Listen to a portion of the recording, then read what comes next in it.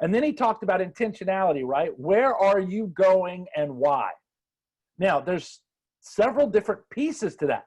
New people, you need to have intentionality. You need to find something you're angry about.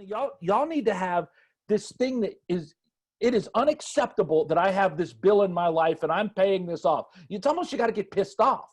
And every day you walk in, I'm paying this bill off. Every day you walk in and say, I'm getting this done. Every day you walk in and say, I'm getting that car. Every day you walk in, you got to have that monster that you got to grab hold of and say, I'm going to beat you, right? And use that as leverage as why you're there. You're not there to sell a car.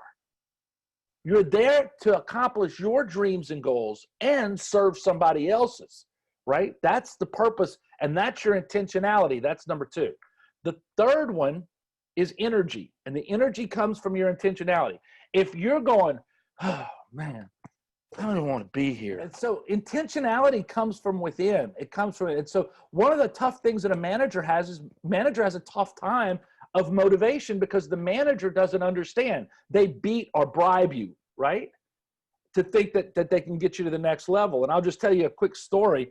And I was about 5 or 4 months in the business, and I'm waiting out front on the front of the lot with Mr. Sam and Mr. Kimberly, and the pager goes off, and it's my general manager. And so I know I'm in trouble. I done messed something up. I don't know what it is yet, but I know I'm about to get my behind chewed out.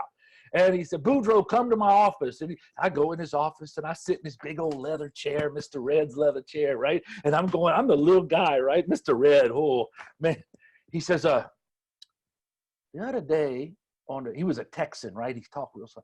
The other day, you were on the showroom floor, and that Cajun man walked in, and he had that gold chain on his arm. You remember that gold chain? I said, oh, Mr. Red, that was gorgeous. I'm telling you. He says, you said you wanted a gold chain like that. And I said, oh, yes, sir, I want a gold chain like that. And he reaches in his drawer, and he opens his drawer up, and he pulls out this box.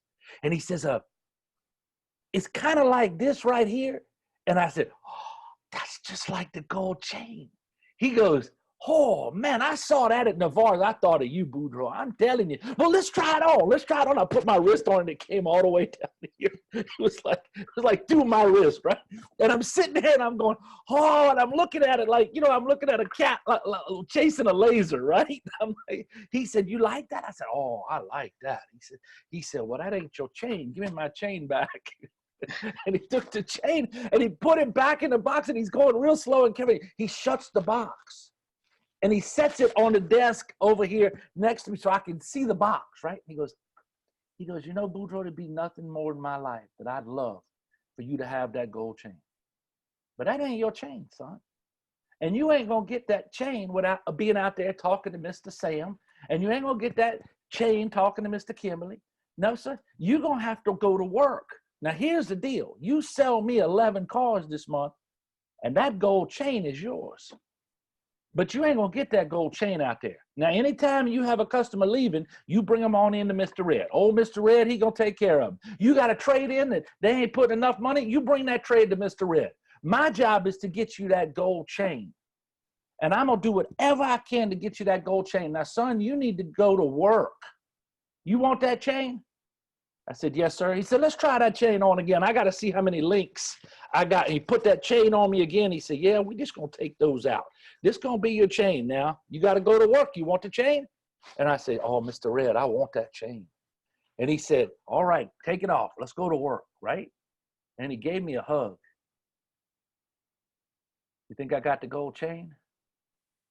And the question to managers is, do you know your people's gold chain? Do you know what their intentionality is, what they'll crawl through bottle glass for, what they will leverage and lean into, right? And so that's what managers don't have time to give. So new people have to find their gold chain, and they have to keep it front and center. They have to have it on their mirror. They have to have it in their office. They have to have it in their notebook. When they open a notebook, they see it when they come in. But your intentionality is going to get you to your next level. It's going to drive you when the world sucks because you know where you're going and why, and that's going to give you the energy you need, the third pillar of high achievement. Again, but sometimes you just need to be reminded. I get it. It's hard. We understand. It's hard to be that positive all the time. It's hard, but but it's got to be inside you. And Yeah. once, like Damian said, you grab hold of it, I mean, it's on.